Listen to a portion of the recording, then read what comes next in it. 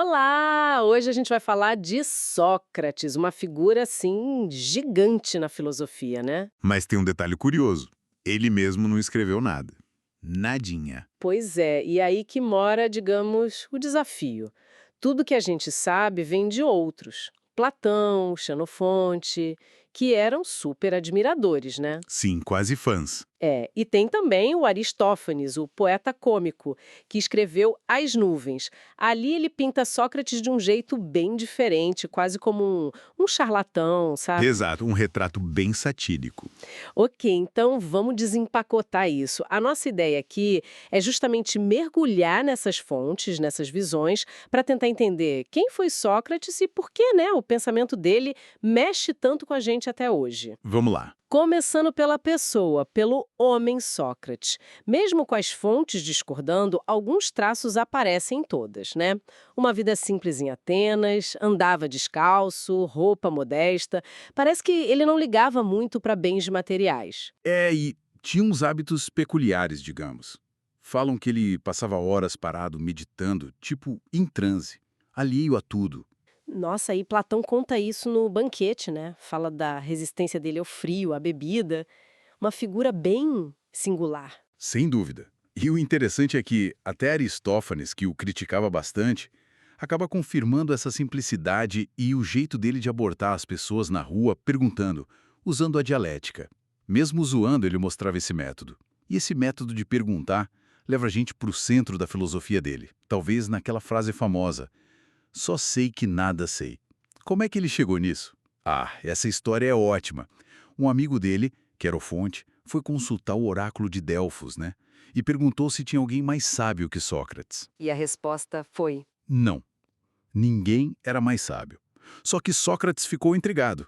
Ele mesmo se achava ignorante. Aqui é onde fica realmente interessante. conta mais. O fascinante é o que ele fez. Em vez de, sei lá, se achar o máximo, ele decidiu investigar. Foi conversar com quem tinha fama de sábio. Políticos, poetas, artesãos. E aí? E aí ele percebeu, depois de muita conversa, que essa galera achava que sabia um monte de coisa, mas quando ele apertava com as perguntas, a coisa desandava. Não conseguiam explicar direito. Entendi. Então a sabedoria do Sócrates, ele concluiu, não era ter todas as respostas. Era justamente ter a consciência de que não sabia. Admitir a própria ignorância. Esse era o diferencial, entende? Os outros não admitiam. Faz todo sentido. Mas como ele fazia isso na prática? Qual era exatamente o método? Era só chegar e perguntar? Basicamente, sim. Ele ia para a ágora, para o ginásio, onde o pessoal estava, e puxava papo. Começava perguntando sobre coisas tipo: o que é justiça? O que é a coragem? Virtude? Conceitos abstratos, né? Isso. E aí, com a dialética, essa arte do diálogo com perguntas e respostas lógicas, ele ia mostrando as contradições no pensamento da pessoa, fazer a ela questionar as próprias certezas. E ele chamava isso de maiêutica, certo? Como se ajudasse a pessoa a parir as próprias ideias. Exatamente. Uma analogia bem legal com a profissão da mãe dele, que era parteira. Ele dizia que não ensinava nada novo, só ajudava a pessoa a trazer à luz o que já estava lá dentro. Fosse conhecimento, fosse a própria ignorância. Que demais. E tem um ponto crucial. Ele não cobrava por isso. Diferente dos sofistas, que eram mestres da retórica e davam aulas pagas, né? Para Sócrates, a busca era pela verdade, pelo autoconhecimento. Não era só ganhar uma discussão. Entendi.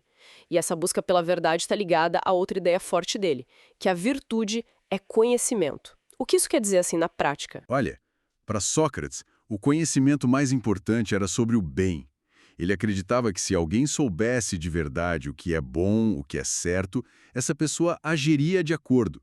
Hum, Então, o mal não seria uma escolha tipo, vou fazer o mal. Seria mais fruto da ignorância. A pessoa faz o mal porque não sabe o que é verdadeiramente bom para ela e para os outros. Conhecer o certo levaria quase que automaticamente a fazer o certo. uma visão bem otimista da natureza humana, talvez. Mas essa mania de ficar questionando tudo e todo mundo acabou mal pra ele, né? Sem dúvida. Acabou levando ao julgamento dele, já com uns 70 anos. As acusações foram pesadas: corromper a juventude e não acreditar nos deuses da cidade, introduzir novas divindades.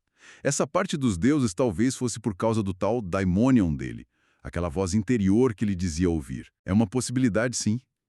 uma má interpretação disso, talvez. Ele descrevia como um guia pessoal, um sinal divino. Mas, enfim, foi condenado à morte, tomar cicuta. Que fim trágico. Trágico, mas os relatos, como o Fédon de Platão, mostram ele super calmo, coerente com a filosofia dele até o último minuto. Não é à toa que Platão chamou de o homem mais sábio, mais justo e melhor que ele conheceu.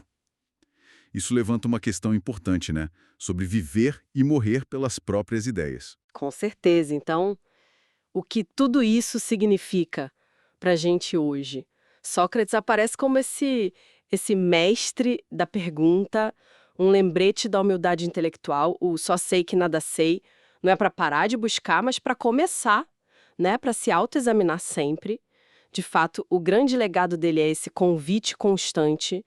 Não aceite tudo de bandeja, examine suas crenças, questione o senso comum, busque clareza antes de ter certeza absoluta.